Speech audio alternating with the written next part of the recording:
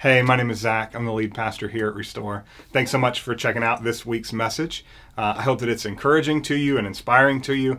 I hope that it causes you to dive deeper into the scriptures. And I hope that you're able to do that with some people around you, with some community. But if you don't have that, we would love to invite you into the community here at Restore. If you want to take a next step, get more connected, you can just go to restoreaustin.org/connect, fill out a card on there, and I will personally reach out to you in the days after you do that. And if you want to grab coffee with me or just get more information about the church, I will make myself available to you for that. As you will hear, we are in this thing called a year around the table, and it really comes from this vision that God's given us, that Restore would be a place where anyone has a seat at the table and everyone experiences the extravagant love of Jesus. So A, I hope that you experience the extravagant love of Jesus as you check this message out. And B, if you don't have a table to sit at, we want to invite you to Jesus' table here at Restore. Kelly asked if young people really know what a mixtape is.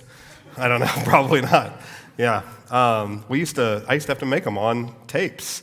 And you would record everything from the radio. Yeah, I actually did. My first mixtape was the Mighty Ducks at the end, like when the credits roll, it has the full Queen song, and I would just take my Walkman and turn the TV up really loud and record it onto a cassette tape.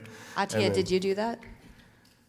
Unfortunately, I loved music when I was young, but...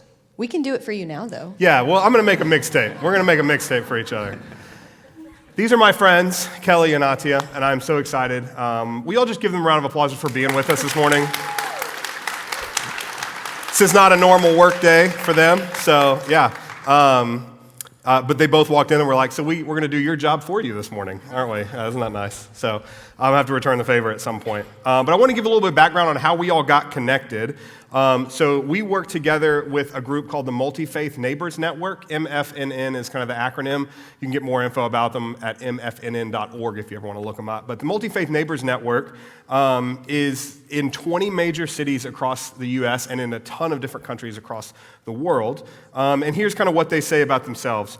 The Multi-Faith Neighbors Network builds mutual trust and respect among faith leaders through civic engagement, authentic relationships, and honest dialogue, leading to resilient, compassionate, and flourishing communities. Communities that are more interconnected and resilient to hate, violence, and polarization. So that's the goal of the Multi-Faith Neighbors Network, and it has been such an honor to be a part of. And so what they do in these 20 cities across the country is that they try to find a pastor, a rabbi, and an imam to come together and to become friends. And to be the start of a joke. That's right. And then to start hanging out, to become friends, and then, hopefully bring their congregations together, bring fellow clergy together to do important kind of multi-faith work all over the city. And so we've been able to do some really cool things together already in just the short time, even during COVID. We came together to pack a bunch of refugee boxes for Afghan refugees coming to Austin. That was really fun, and delivered them to the Refugee Services of Texas together. So this is just kind of the next thing in a long series of hopefully a long friendship and partnership together. So I want to start out, though, by letting you all kind of introduce yourself by telling just a little bit of your story, including kind of how you came to be a part of the religion that you're a part of and how you stepped into being a clergy member. So, Rabbi Kelly, why don't you start us off? Hello, everyone. Did somebody say shalom? Hello kind of sounds like shalom. Yeah. So my name is Rabbi Kelly Levy. I am an 8th generation Texan. I beat Zach. Yes, you did. Yeah. I was born in Austin, but I grew up in San Antonio. And yes, there are in fact Jews here in Texas. Not many. I get that question a lot, and we all know each other, as it turns out. But we, here in Austin, I'm very excited that I get to serve as the associate rabbi at Congregation Beth Israel, which is the one congregation that's not on the big Shalom Austin campus. We're the ones that are over off of Shoal Creek. So you're always welcome to come say hi. And I, as far back as I can tell, am at least a 6th generation Reform Jew. So my family has been Jewish for a very long time. And my family, before coming to Texas, actually came over from Europe, mostly in the Polish and Alsace-Lorraine, that kind of area. But we've been in Texas for so long, I just think I'm Texan at this point.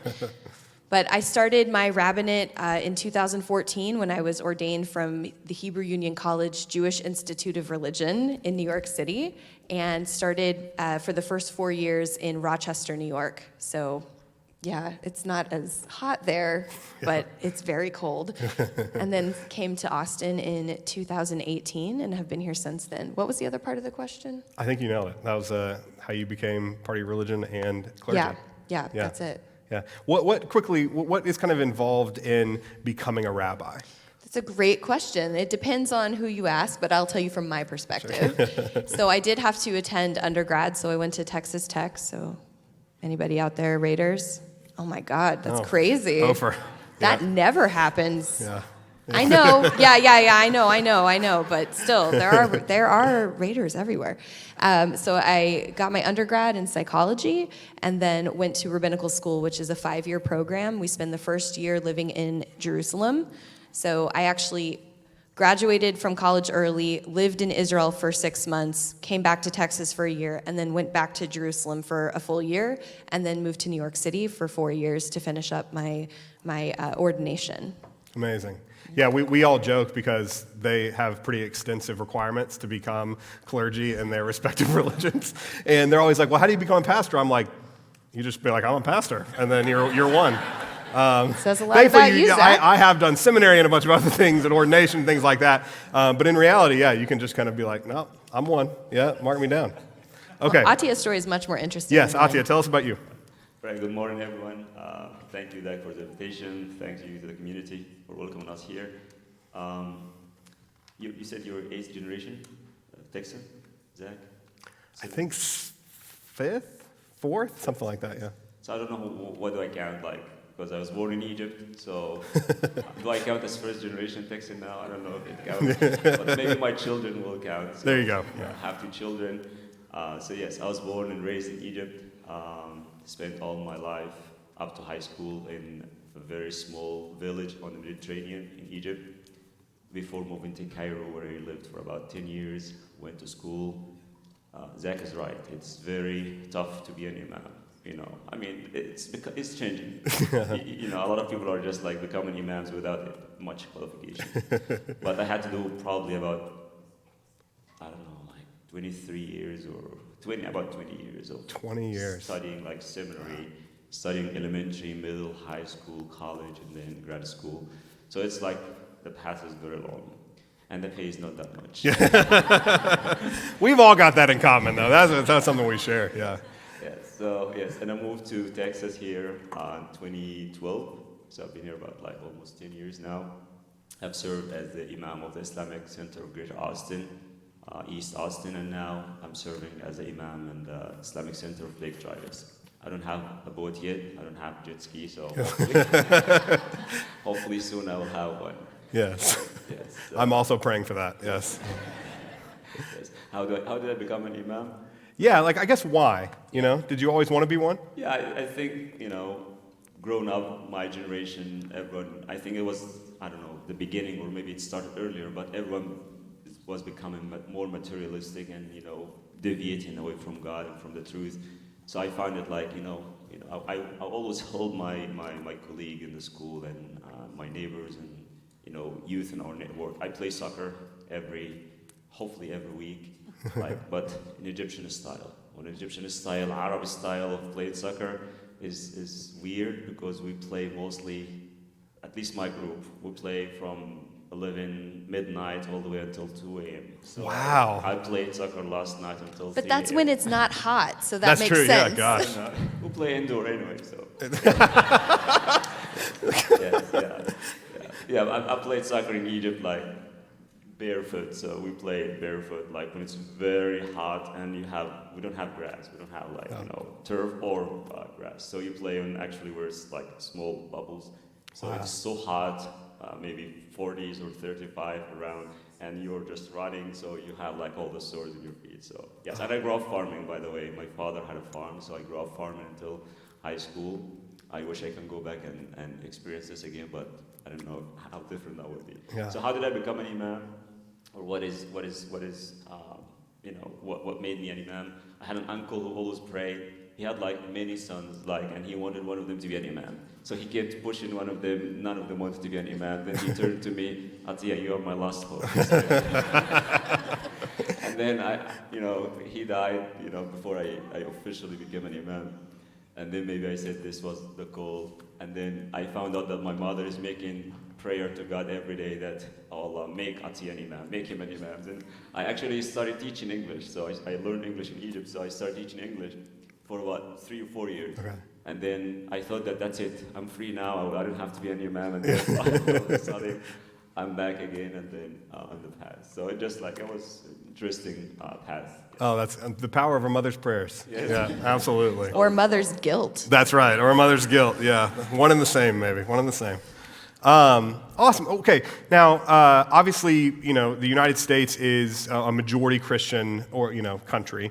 And so as minority religions in a majority Christian country, I know that you all deal with like misconceptions about what you believe, how you practice your faith, things like that, especially from, Christians.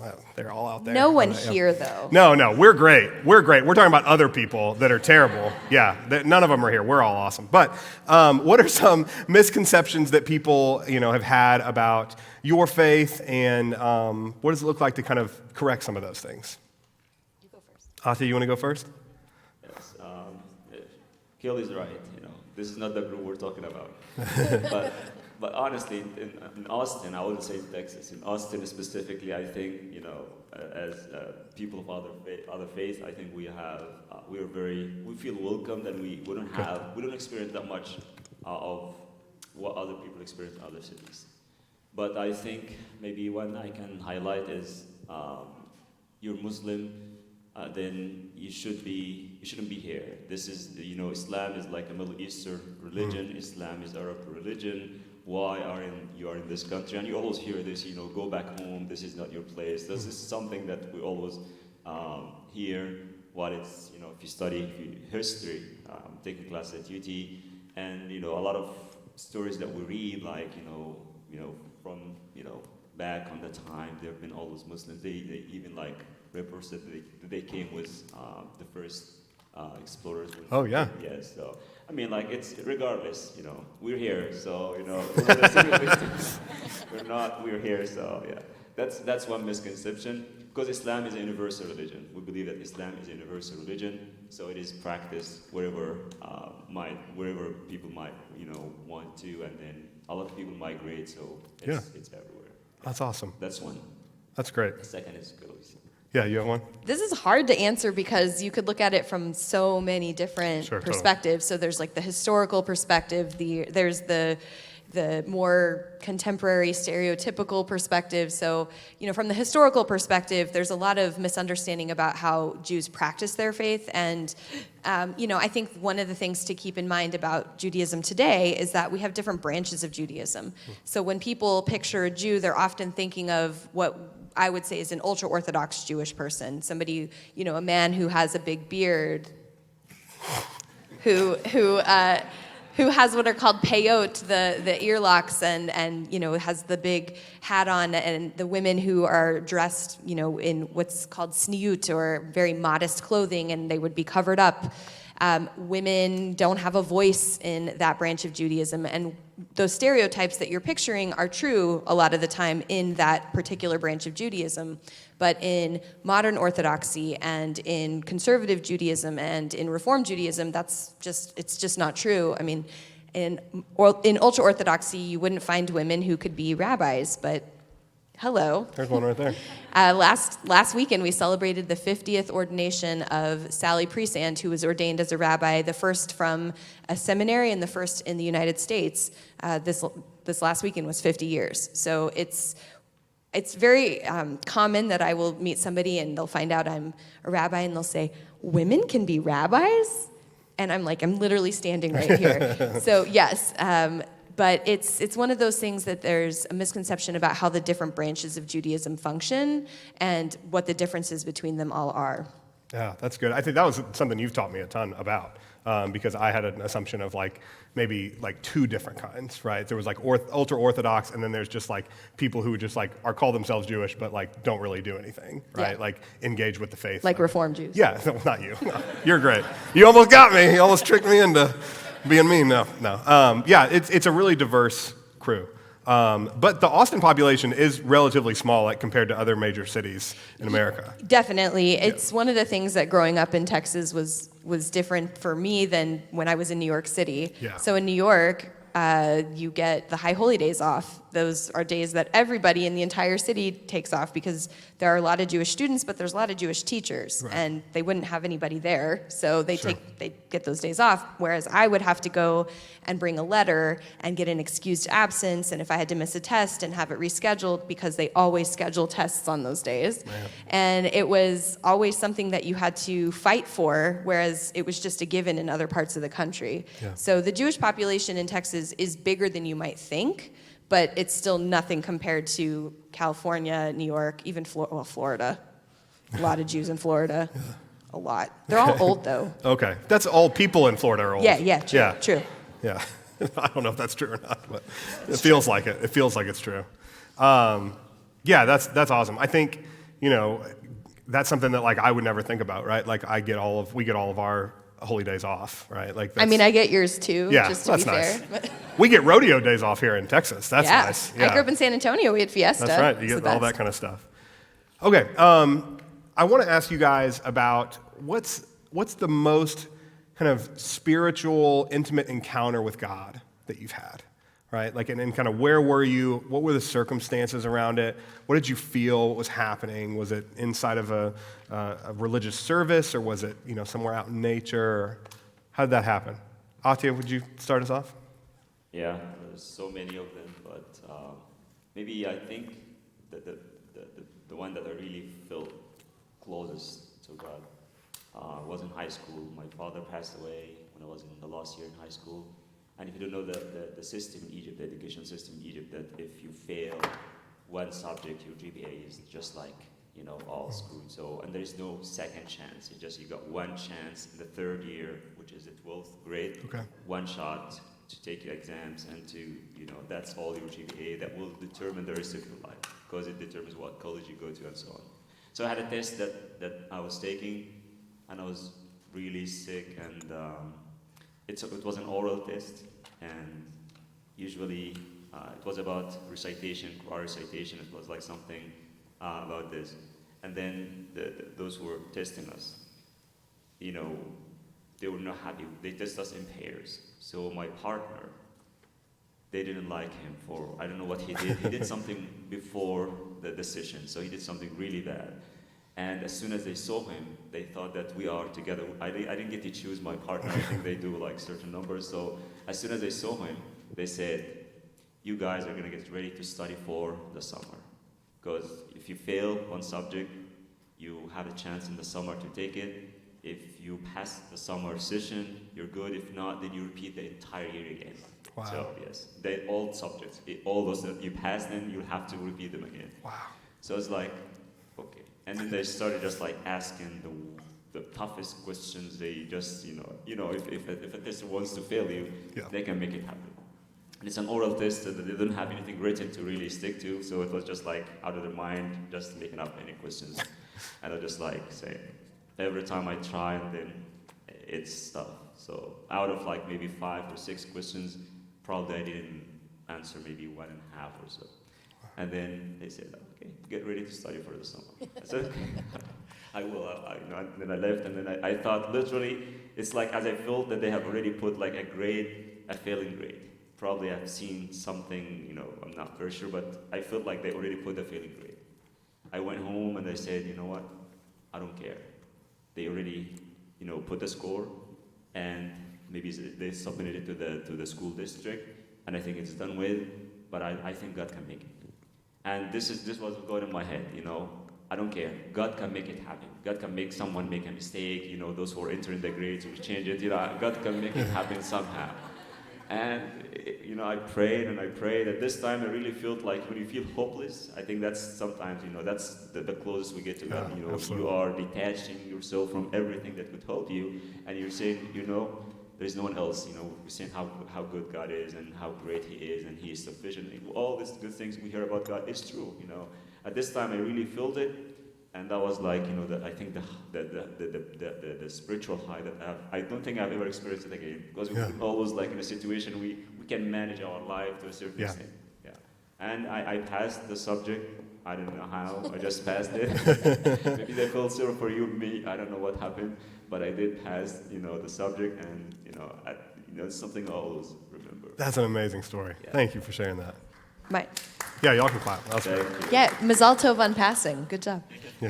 My story's a little sadder than that, but so when I was in college in my junior year, my grandmother, my mom's mom, had been very, very sick for many years. She had had different types of cancer, and they had metastasized, and she was clearly not going to make it. And so she lived out in Arizona, and during our winter break, so junior year, my mom and brother and sister and I drove from San Antonio overnight to Arizona to be with her. And we were there for, I think, 3 or 4 days. And she was in and out of lucidity. And this was before I had any pastoral care training and before I had spent time with people who were ill. And I actually spent my final year of rabbinical school in palliative care. So I spent a lot of time with people who were in this moment in their life. And this was before all of that. So I didn't understand what she was going through. But her lucidity was really, it was not good the whole time we were there. She would do things like, oh, I'm climbing a ladder, or, oh, she wasn't with us. She didn't really know who we were. And then the morning that we were saying goodbye, we knew that we were saying goodbye, that we were not just saying, see you next time. We were saying, we love you so much, and, you're the one that we will remember forever and always. And despite having been completely out of it for days, in that moment, she suddenly became so lucid, and she became very aware of why we were saying goodbye to her. Wow. And it was as though somebody, something, some divine entity was giving her that moment with us. And it was just the three, me, my brother, and my sister, in the room with her. And she was crying, and we were crying because we knew that we were getting to say those final important words to one another. And so in that moment, I felt absolutely clear, and I felt like somebody, that God was there with us, making sure that we could have that conversation. And it's a moment that I will carry with me forever and always, and know that in those moments, like Attia said, that when you need God, when you need that support, they're there. Oh, that's beautiful. I'm thinking about mine, and I've told this story here before, but it's been years. My oldest son, Judah, who's 7 now, right after we moved here, we were kind of getting everything started to get the church off the ground, and we were doing like kind of preview Sundays, like monthly gatherings before we started weekly. And the Sunday of our last gathering, he ends up having this grand mal seizure and passes out. And we thought he had passed away. And I remember we were in the 3rd floor of this 1-bedroom apartment, and we were around the corner from a fire station. So I didn't even know what to do. It was like, I felt like I could get him to the fire station quicker than even 911. So I carry him down, and he was lifeless in my arms, and we would drive as fast as he can to the fire station and hand him, we were honking, and the firemen come out and tell him what's going on, and I kind of hand him over. And I remember just collapsing on the floor of the fire station and just weeping, and felt almost like literal arms around me from God's presence in that moment. And I think about how we share we've talked at lunch numerous times and one-on-one that we believe different things about a myriad of things, right? But the fact that we've all experienced the intimacy of God in moments of helplessness and desperation, I think is a really cool, beautiful uniting factor for all of us. Another thing that we talk about a lot that unites us is the hope, and MFNN talks about this a lot, right? That the hope to push back against kind of hate and violence and religious persecution and pro-religious freedom for all people and things like that. And so I want to ask you guys about something that I know has been difficult for both of you. It's unbelievable that this is true, but I think that is me saying that from a fairly privileged perspective. But both of you and your congregations have actually endured hateful attacks from people claiming to be Christians just since we've known each other, right? And so could you each talk about that, what happened, how you were kind of made to feel, and then how Christians, especially like us, can do better to like support, call out things in our own circles, stuff like that. Kelly, would you go first? So on October 31st, we received notification that the Austin Fire Department was at my congregation. They sent out a tweet with a photo of our sanctuary doors, and I was actually getting ready for bed. I had just taken some sleeping pills. And my friend, who's also a congregant, sent the tweet to me and said, "Oh my God, is this CBI?" And I said, "What?" And because nobody had been notified, nobody knew what was going on. And I called the president of the congregation. One other thing to note was that on October 1st, we actually fired our executive director for a lot of things. But so our president was really serving as the ED at the time as well. So I called her and I said, "Hey, what's going on?" And she says, "I have no idea what you're talking about," because she hadn't been notified either. Wow. And she had also just taken some sleeping pills. Gosh. Jews don't sleep well. So I was thinking, I don't know what I'm supposed to do in this moment, but she got her husband to drive her down, and they got to the temple, and it turns out that an 18-year-old who was studying at Texas State had come to our congregation, and he took some accelerant and poured it all over the doors of our sanctuary, which are wooden, and took a brick and threw it through our stained glass windows that are above the door, and he lit a roll of toilet paper, of all things, on fire and put it on the door and lit the doors on fire. Now, there are a couple things to note about this situation. One, we are very fortunate that our building is primarily concrete. So other than the doors being on fire, the fire couldn't spread. The other thing that's important is he also had put accelerant under the door so that it would go inside on the floor. That floor had previously been carpet, but it had been refurbished and renovated to be a marble floor. Now, had it been carpet, it would have been a much different situation.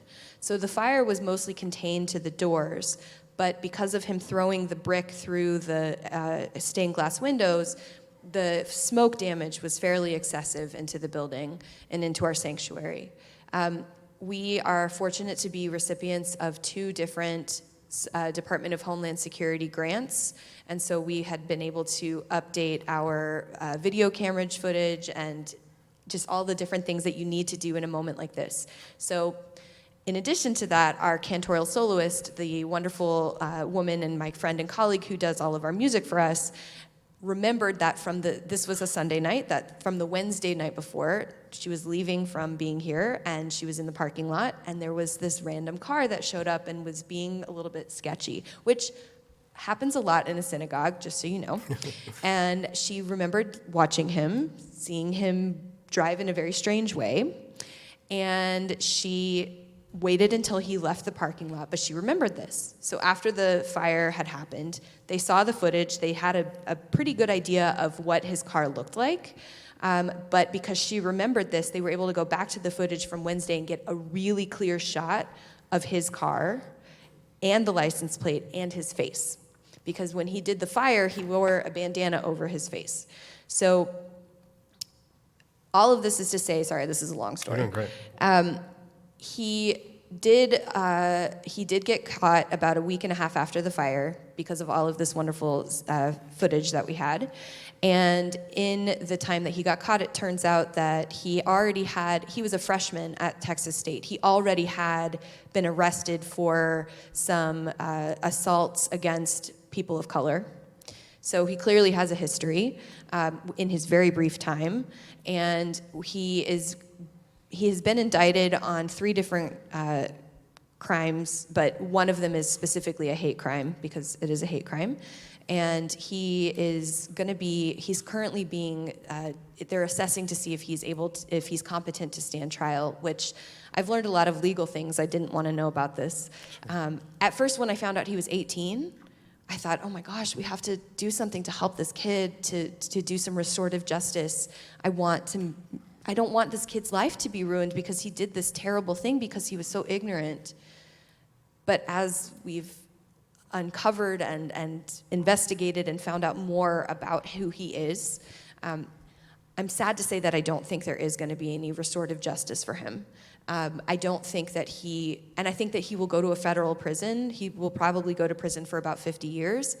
He is not going to meet anybody there who's going to help this situation. Yeah.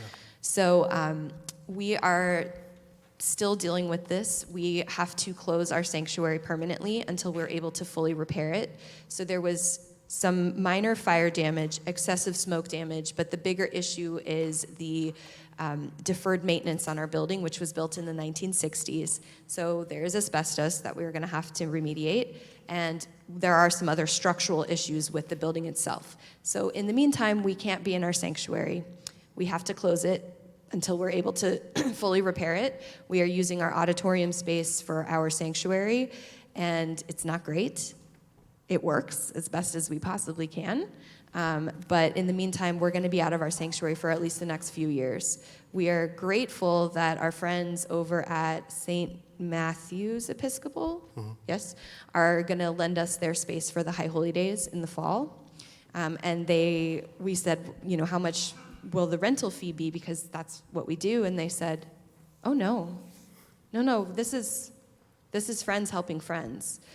So when you ask the question, what can Christians do, it's to call things like this out, to make people aware that this is a thing that happened.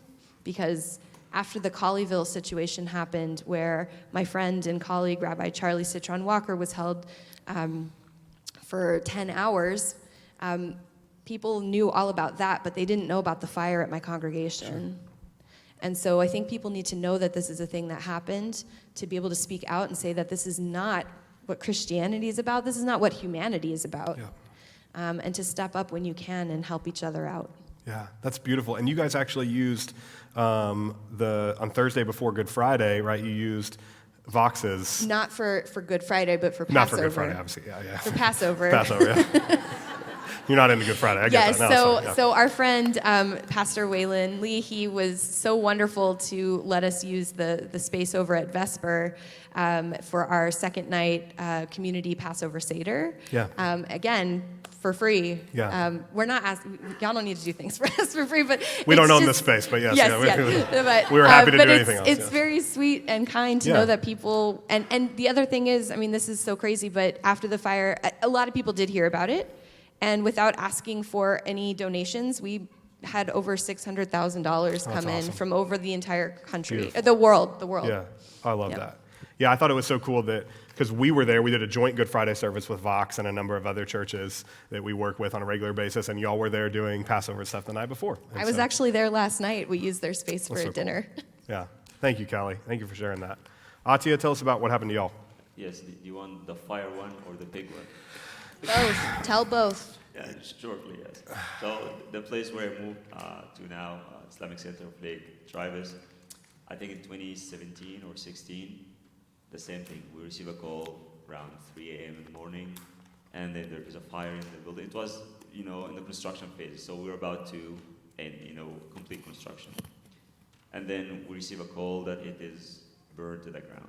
So that was completely gone. It's not a big building, it's a small building. And we're not at the advantage of having any concrete, so it was all wood, so it was easy.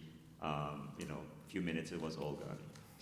Yeah, so we're lucky again to get so much support from the community. One thing I grew up learning in Egypt, and it's established in our tradition that violence, hate has no religion. So we learned that if something like this happens, never blame it on any religion. Individuals who either misunderstand the religion or are not part of the religion, or who have other issues that they need to work with. Yeah. So again, we received a lot of donations from people, from our neighbors, from everyone that were able to again resume construction, restart construction again, and we completed the mosque, and it was built in 2018, completed, and then it's there now. And it's beautiful. It is beautiful. Yes. Yes, so you're all welcome to join us anytime. It's considered like you're going on a picnic. You'll have a lot of fun there. Forget about the mosque. The outside of the mosque. Yes. So this was the place where I serve now. I moved to this place in December. In September, where I used to serve, the Islamic Center of Greater Austin, 9/11. And when it's 9/11, every Muslim is just like, this is a day that I'm going to receive so much,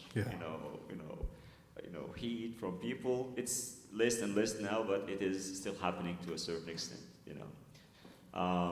But on this day, I'm going to the mosque in the morning, and again, you're lucky because the service starts at 9 or 10. It's good. I have service at 5 a.m. in the morning. So I have to go to mosque at 5 a.m. in the morning. So you can imagine playing soccer until 3 a.m. in the morning. That's a personal choice, though. Yeah, that's. Okay. I'm enjoying it. No sleep deprived. Muslims are never sleep deprived. Yes. So I find this sign. I think Zach shared it in his Facebook page.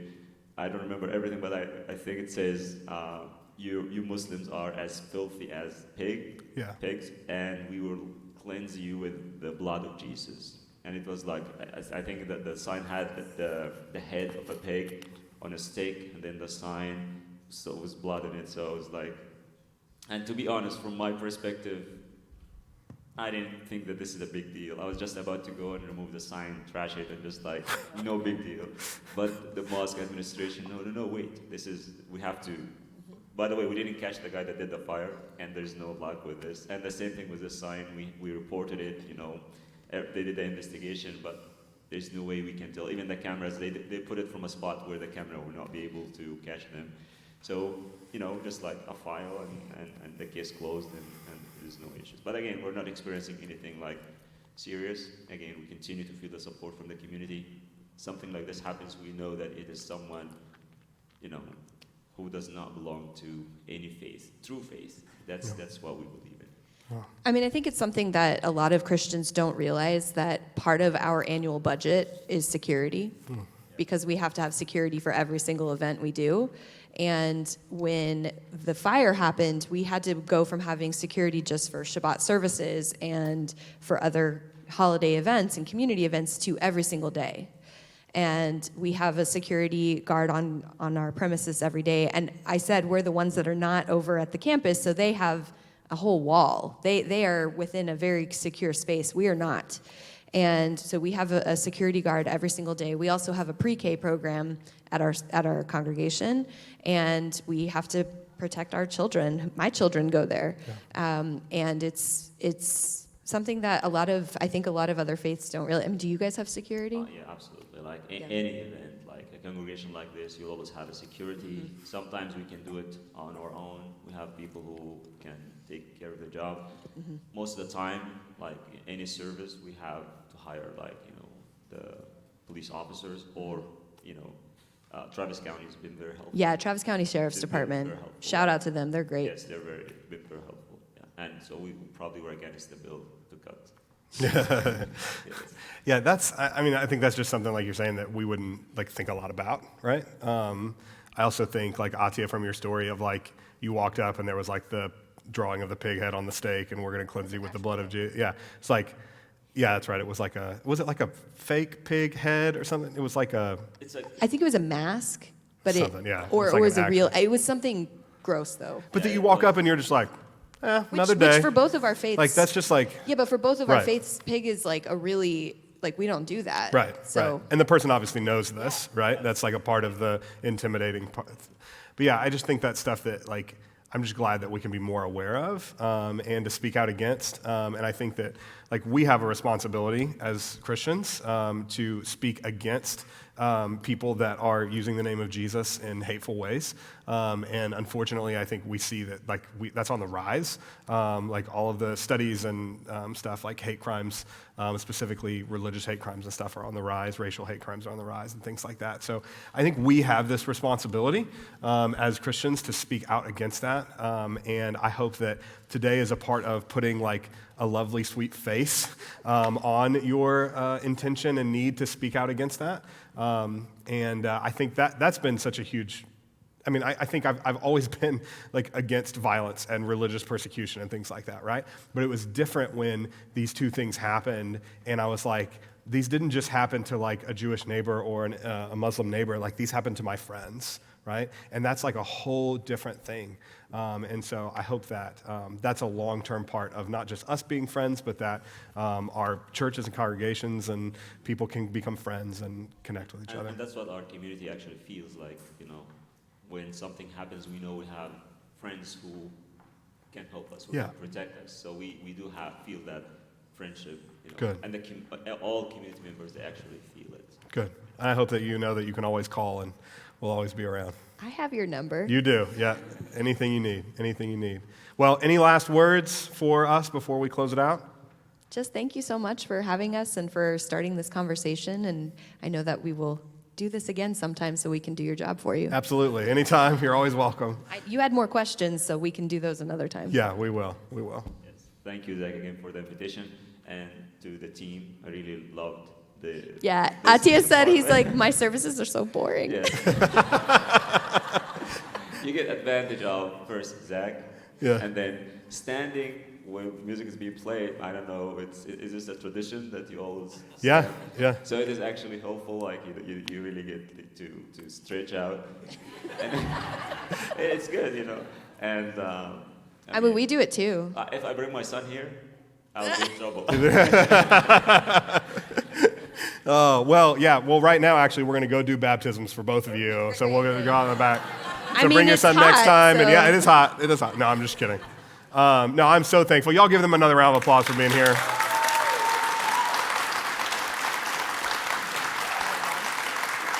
I'm about to end it.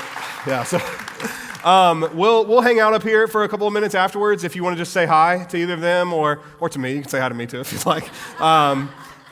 Please don't like berate them with a million questions, but if you have a quick question or something, that's totally fine. They're so kind and generous with their time. So we'll be up here if you want to do that. But thank you so much for being here. It's a great kickoff to Summer Mixtape. I hope we have an awesome rest of these 5 weeks. So hope to see you next week. Bye.